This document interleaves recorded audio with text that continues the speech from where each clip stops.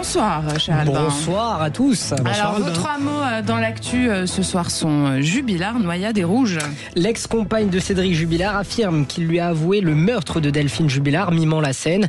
Un possible rebondissement 4 ans après les faits.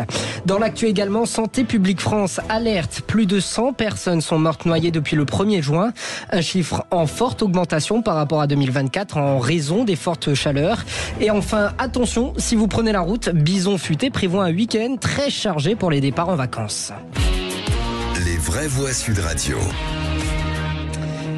L'affaire Jubilard revient au premier plan avec de nouvelles déclarations troublantes à l'approche du procès.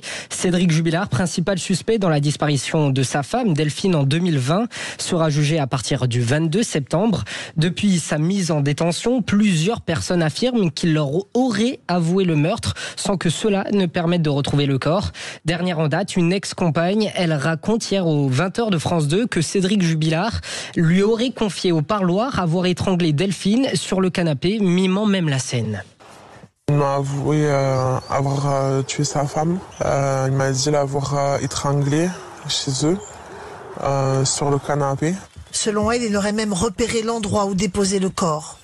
Et qu'il avait repéré cet endroit-là un mois avant, en passant devant cet endroit pour aller sur un chantier.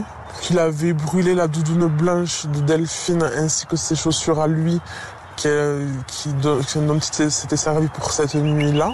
Un témoignage du journal télévisé fort, mais d'autres témoignages comme ceux d'un ancien codétenu ou d'une précédente petite amie évoquent aussi des aveux. On évoque une boîte dans la terre, un lieu en pente ou encore une ferme brûlée, mais tous ces récits manquent de preuves concrètes.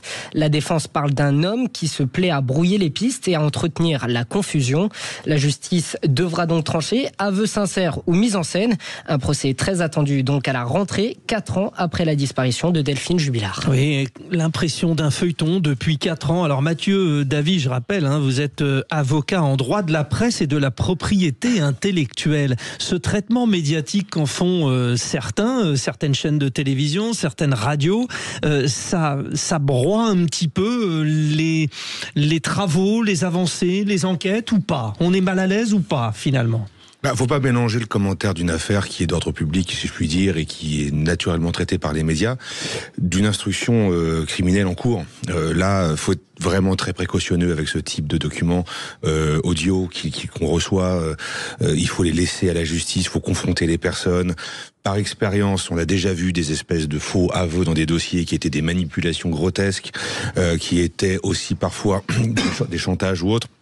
Donc très clairement, faut pas qu'on se prononce sur ce genre de choses. D'abord, on n'a pas le droit de le faire. Je rappelle qu'il y a une enquête, une instruction en cours qui est couverte par le secret et qui est à la main de la justice pénale. Et il faut laisser travailler les juges sereinement, confronter ces propos. Les avocats se sont exprimés, donc je parlerai pas à leur place parce que par confraternité, c'est aux avocats des parties de s'exprimer. Mais surtout par rapport aux observateurs médiatiques, faut qu'on soit très prudent et qu'on ne prenne absolument pas pour argent comptant ce qui vient d'être dit, parce qu'on peut nous-mêmes être manipulés par ces déclarations. Alors, on entend ce que dit Mathieu Davy, Mathieu Hoc, mais pour le coup, si on ne traite pas ce genre d'infos quand elles arrivent dans les médias, j'ai envie de dire qu'on passe à côté de quelque chose aussi, et que c'est important de donner l'information telle qu'on la reçoit, sans forcément d'ailleurs l'orienter. Oui, bien sûr. En fait, il y a 2 sujets dans ce type d'affaires. C'est un, est-ce qu'on parle de faits divers ou est-ce qu'on parle de faits de société? On a vu des médias se mettre sur des thématiques, notamment les thématiques de sécurité, en dénonçant la question de rixes autour de bandes rivales, le narcotrafic, l'augmentation des homicides, etc. Ce qui me paraît être des faits de société dans la mesure où ce sont des faits qui sont récurrents, qui sont d'ailleurs similaires dans certains autres pays également. On le voit dans les pays anglo-saxons, on le voit dans les autres pays européens, etc. Donc ça qui illustre, on va dire, la nécessité pour des médias, je pense, de mettre le doigt sur des problématiques de société. Ensuite, après, il y a les sujets, les faits divers. Là, en l'occurrence, pour moi, il s'agit plutôt d'un fait divers et j'ai toujours un peu de mal, et je me mets à la place plutôt d'un Français. On a envie d'avoir l'information parce que ce sont des faits qui passionnent d'une certaine façon le public, l'audimat notamment, mais d'un autre côté, il faut laisser le temps aux policiers, aux enquêteurs et à la justice de faire son travail. Et là, je suis toujours assez mal à l'aise. Est-ce que ça concerne ? C'est ça bien sûr, je suis malheureux. Et puis on voit par exemple l'affaire Xavier Dupont de Ligonnès, etc. Enfin, on a un certain nombre d'affaires qui sont non résolues actuellement et qui, malgré tout, font quand même beaucoup d'audience. Donc pour un média, je pense que c'est assez compliqué de ne pas non plus parler de ça, ce qui quand même intéresse les gens.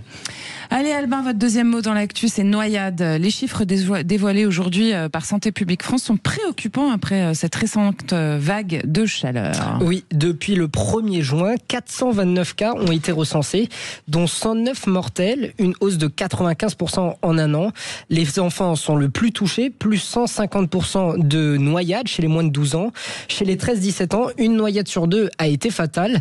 La majorité des drames se sont produits dans des rivières ou lacs souvent non surveillés. L'occasion pour Émeric Hung, épidémiologiste à Santé publique France, de rappeler les gestes à adopter chez nos confrères de BFM TV. Il faut appliquer des conseils de prévention, somme toute, assez simples. Alors, chez les tout petits, il n'y a rien qui va remplacer une surveillance rapprochée de l'enfant par un adulte. Pour les adolescents et les adultes, il y a deux choses qui doivent rentrer en compte. Il faut d'abord bien évaluer son état de forme. Et l'autre chose très importante à prendre en compte, c'est aussi les conditions environnementales de la baignade. Vous l'aurez compris, ces accidents sont généralement évitables. La prévention est essentielle à tout âge. Les autorités le rappellent. Apprendre à nager, c'est une priorité de santé publique. Pour info, 1 personne sur 6 en France ne sait pas nager. Un chiffre inquiétant aussi, si je peux me permettre. Exactement. Allez, votre 3 mots dans l'actu. Le 3e mot, c'est rouge, parce que c'est la couleur qui domine ce week-end sur les routes françaises. Et c'est dans le studio de Sud Radio. Il fait très chaud aussi. Et oui, c'est le retour du bison. Ouais, exactement, c'est rock'n'roll. Qui c'est le chanteur ? Je ne sais absolument Comment pas. ça ? Ah non. Bah alors ? C'est un petit groupe rock'n'roll, voilà. C'est en tout cas une petite musique. Je vais piéger le monsieur ? Bien sûr. Bah là, parce que en fait, c'est notre jeu avec Judith. Il y a le blind test tout à l'heure. Je suis pas très fort en blind test. Faut que je l'avoue. Non, mais il faut travailler avant de passer un son quand même. Mais ouais. Elle est terrible. C'était un petit son rock'n'roll. On peut dire qu'il nous vient du Buffalo Grill. Il fait chaud là, il fait trop chaud aujourd'hui. Allez-y. En tout cas, c'est le retour du bison le plus connu de France, le bison futé. Et cette fois, il n'a pas une très bonne nouvelle pour les vacanciers. Ce week-end s'annonce très chargé sur les routes. Le rouge s'impose dès ce soir dans le sens des départs et encore dimanche. Mais le pire, c'est demain, classé noir en Auvergne-Rhône-Alpes. Concrètement, si vous prenez la route, attendez-vous à de gros ralentissements sur la 7, la 6 et la 43, ou encore vers le tunnel du Mont-Blanc. Côté Atlantique, les autoroutes A10, A11 et la RN 165 sont également très fréquentées. En Ile-de-France, la circulation est déjà dense à l'heure actuelle, surtout aux barrières de péage. Bison Futé conseille aussi d'éviter les trajets demain, sauf en cas de départ à l'aube.